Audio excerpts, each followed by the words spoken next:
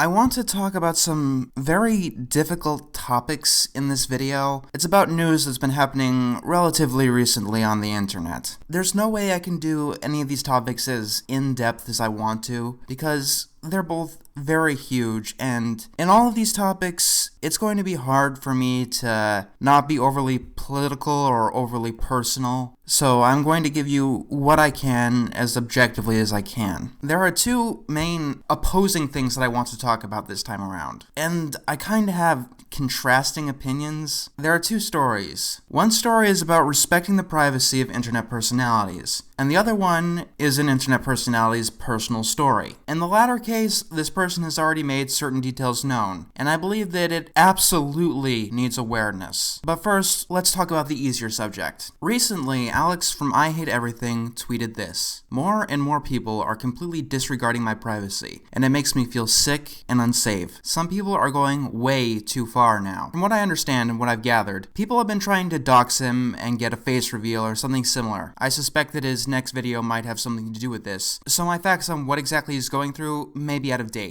So I'd like to talk more about the topic of internet fame and how it relates to privacy. As you probably know, being famous on the internet is different than being real-world famous, like a Hollywood actor or a pop chart singer. I know that this is usually used to deride the e-famous, but let's really talk about the distinction here. Here's a good rule of thumb. No one famous on the internet ever planned to be famous. Whether you're James Ralph, Doug Walker, PewDiePie, I Hate Everything, or even me. And yes, I'm using the word fame very loosely, but it applies to pretty much every YouTuber. There is one major thing that they all have in common in all of their stories. Not only were they not seeking a mass audience, they didn't expect it. If you want to be an actor in Hollywood, you need to know people, seek out agents, train for roles. To get famous on the internet, all you need to do is, well, I really don't know, considering that there's almost an infinite amount of things that you could get famous for. I mean, this doesn't sound too bad in principle if you're I Hate Everything or James Ralph, who are well-liked and well-respected. But when you're someone like Rebecca Black or Star Wars Kid, your life becomes hell. This distinction seems small, but this one fact has many different facets. For instance, one day you can say something with a smaller audience and everyone likes it and laughs at it. Then the next day, you get a huge audience and everyone sees what you said back then, and it blows up in your face in a major way.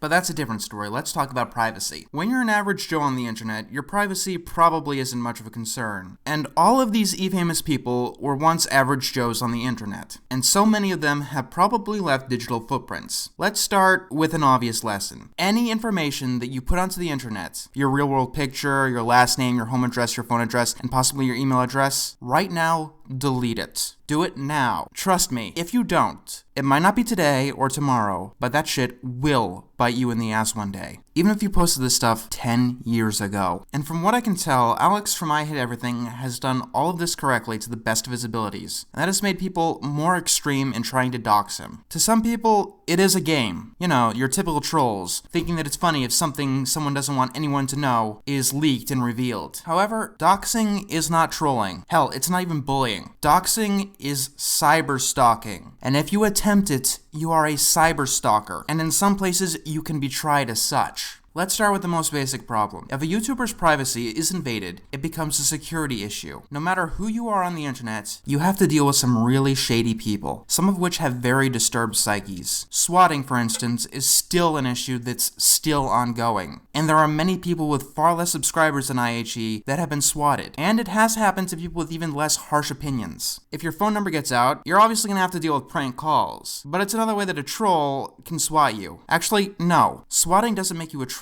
It, by definition, makes you a terrorist. That's not even an exaggeration. You could be tried for terrorism if you swat someone. So what have people tried to do to get I Hate Everything's information? Email phishing scam maybe? How about a keylogger? Virus? No. What they tried to do was contact his mother's Facebook. I can't really convey the emotion of how that makes me feel. I don't even know what to say. That's just creepy. If you do this, you are a creepy person. And the sad part is, this isn't the only time that I've heard of this happening? Trying to figure out something that an internet personality wants hidden, like their appearance or their last name. It shows a fundamental lack of respect for them, which is why I can't say that there's a benevolent or even really a non-malicious reason to try to track down this information that people want to keep hidden. This isn't even a don't feed the troll situation. If someone is tracking down information that you didn't put out, they are cyberstalking you, and this actually can be dangerous. This next story, it makes me worried, angry.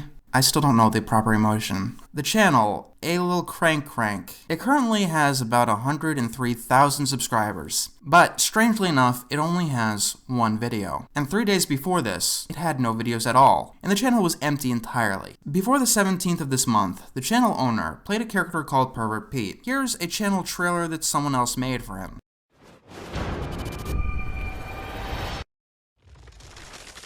YouTube presents a prankster with a knack for magic. Yes, you do. You love magic. Want to see me pull a bird out of my ass? Here we go. Ready? Yeah!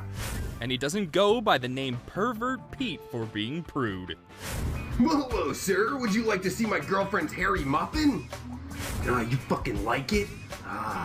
You want to pet her muffin? I know I'd like to pet that hairy muffin. I mean, just look at it. It's so adorable. Anyways, if you're looking for hilarious Omegle trolling, let's have a wiener party! Yeah, come on! Oh, it's a sausage party. Oh, fuck. Sorry, muffin. You can't be shown here. or ridiculous games, No, look at this fuck. Let's fucking knife his ass. Come on, fuckface. Alright, come on, I want that goddamn. No! I wanted a slushy! Pervert! Pete has you covered.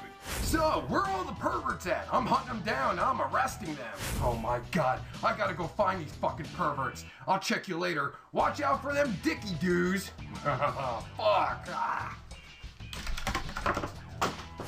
Wait, but isn't he a pervert? Oh, maybe he's undercover. Oh, okay. Pervert Pete.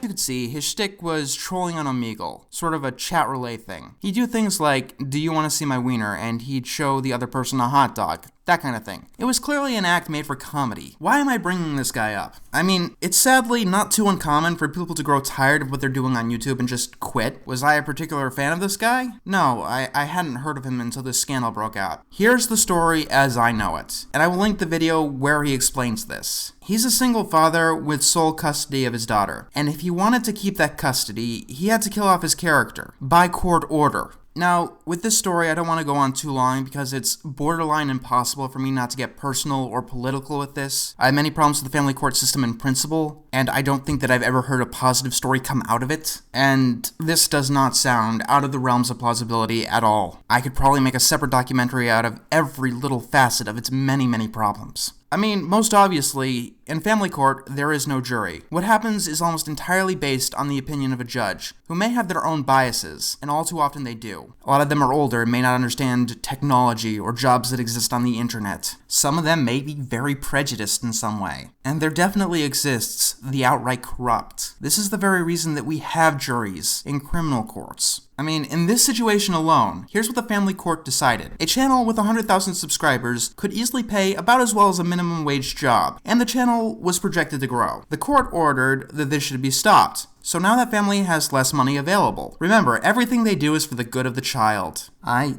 don't even really know what to say about this story. It's a very worrying scenario that this man found himself in. In some ways, it's hard to imagine. In other ways, no, it's not. I made reference to this possibility myself. Also, H3H3 is being sued for copyright infringement, in a case that could have ripple effects all over YouTube. And it's really, really going to court. World sucks. Okay, bye.